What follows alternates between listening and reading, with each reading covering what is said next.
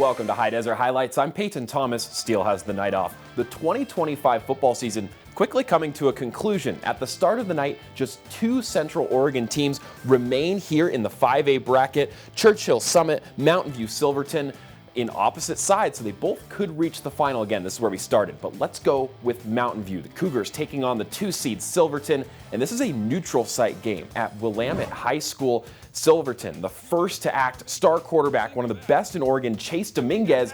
He gets the keeper inside the 10, inside the 5, into the end zone for a touchdown to open up the scoring. Into the second quarter, Silverton opened that 7-0 lead into a little bit more. Nash Mosier breaks into the open field, and he's in to make it 14-0 Foxes.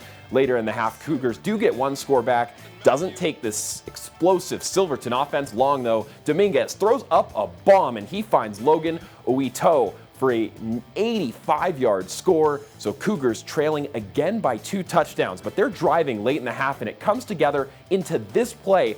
It ended with 0 seconds on the first half clock, but Mountain View, Alex Tulin, Jackson Urbach with the crossing route, and Urbach scores. Heading into the halftime locker room, that keeps this thing tight. Midway through the third quarter, Silverton can pull away. They're already up a score, and then on the goal line, looking to go up 2 scores, and, well, they're able to do it. The handoff to Levi Schroeder gets into the end zone. Silverton, both teams actually add another touchdown before this thing gets over, but the Foxes able to coast. They advance to the state title game 35-21. That leaves us with just one remaining Central Oregon team. We had Summit in the other semifinal. They're the top seed, taking on Churchill. The Lancers needed 2 upsets to get to this point and take on Summit in the semifinal, and they have the first action after a Summit turnover on downs. The chunk play through the air to Mikey Johnson, setting him up. They hand off to Lucas Babbitt. Babbitt breaks through the Summit defensive front and is into the end zone.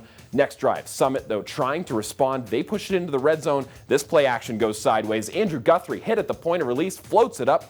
Churchill interception. Summit D gets the stop, though, setting the Storm up once again, and they'll stick to their ground game this time. Jude Anderson breaking a couple of tackles, breaking it out to the left. He ties things up. Extra point takes the Storm lead, but they surrender the lead right back. Lancers march down the field. Luke Ganson calls his own number inside the 5, punches it in for the score. Later in the half, Lancers driving again, chance to take this game over. A huge moment for the Summit defense here with 3 remaining in the half. Conrad Dodge makes the pick with the back against the wall. That keeps it a 5-point Lancer lead into the half. Into the second half, this is the Summit team we've known all year long. Guthrie hands it off to Jude Anderson twice in a row, and Anderson gets into the end zone. Look, the strategy was working. Why change it? Anderson back, or this is an interception now. That Summit gets back on the doorstep. They're up by 2. Trace Chenoweth was the first to react to that pick. They hand it off to Anderson again, and Summit now a 9-point lead. So Churchill playing from behind. They go back to the air, and another Summit interception, this time Connor Keneally. That sets up Jude Anderson capping off a 6-minute drive. How about this stat line for Jude Anderson? 171 rushing yards, 4 touchdowns. He puts Summit into the title game 28-14.